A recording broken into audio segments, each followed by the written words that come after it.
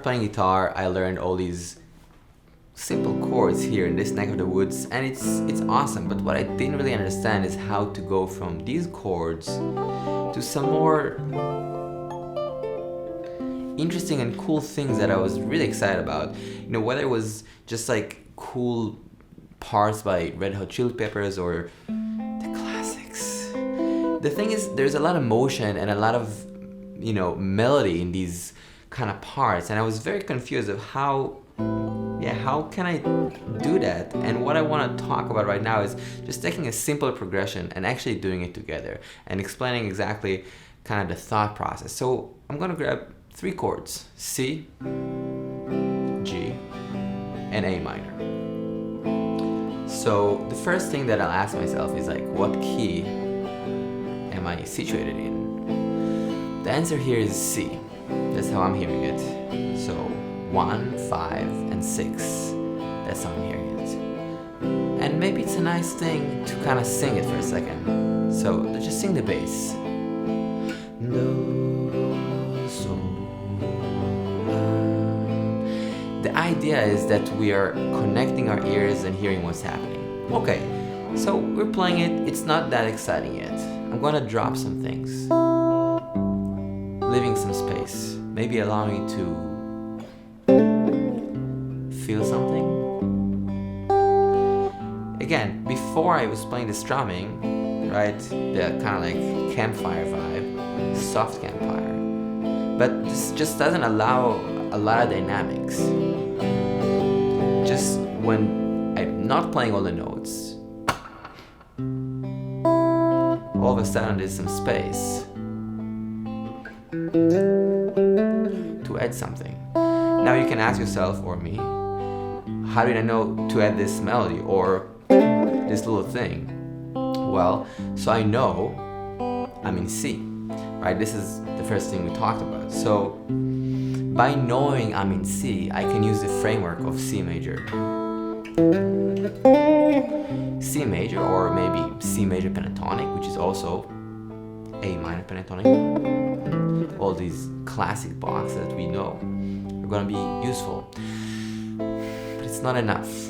I'm gonna wanna change this a little bit more. So I'm gonna play C major 7 to A minor 7. Check this out.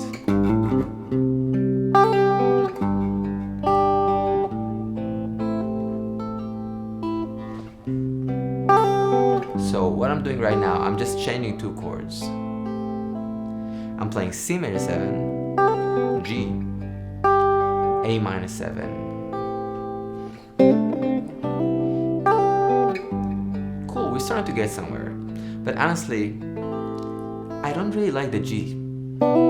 This doesn't sit that well with me right now. So I'm gonna use a different chord. What am I gonna use?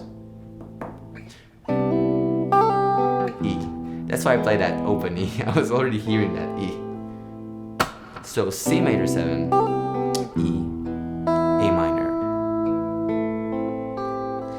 Now, why am I playing that? Because I'm kind of asking, where am I leading to? And the reason is, that's how we can change things up. So C major 7, E or E7, secondary dominant of A minor. So I'm just kind of thinking about the direction where I want to go. And that's really helpful, because instead of C, G, A minor, I know I'm leading to the A minor. I'm using C, E or E7 to A minor.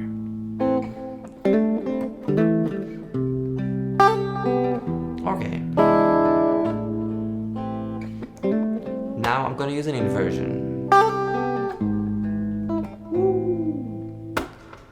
I love that sound. So C major 7, E over G sharp to A minor. Maybe a little bend on the pentatonic. Check this out. From here, we got there.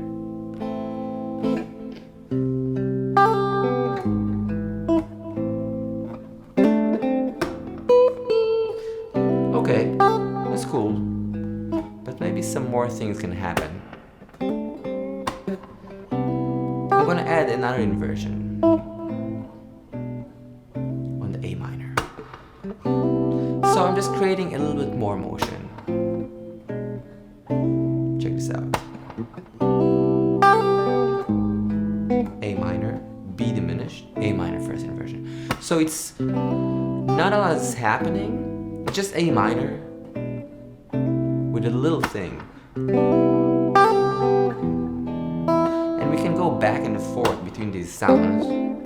So C, E7, A minor. Again, C, G, A minor. Cool, but ours is cooler.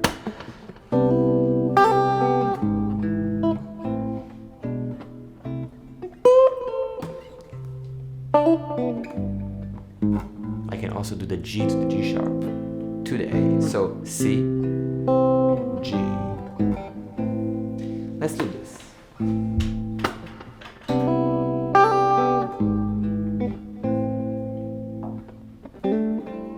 I'm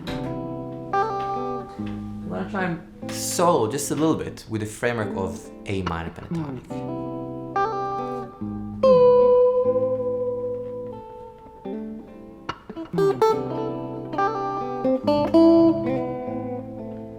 Now I can be general and just play A minor pentatonic like I'm just doing right now.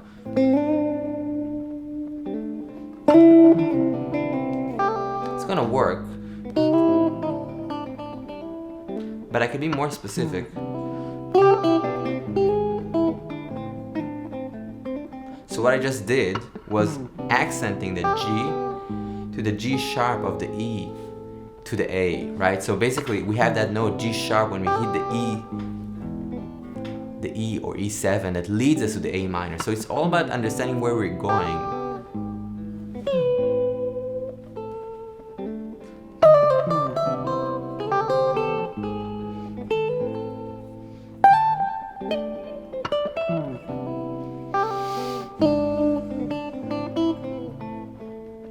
If you need tabs for all this is all on the Patreon. Thanks again for supporting, it means a lot.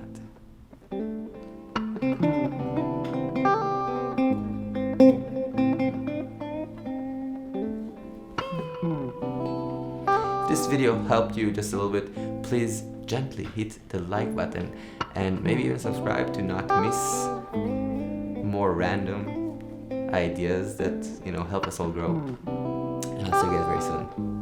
Peace.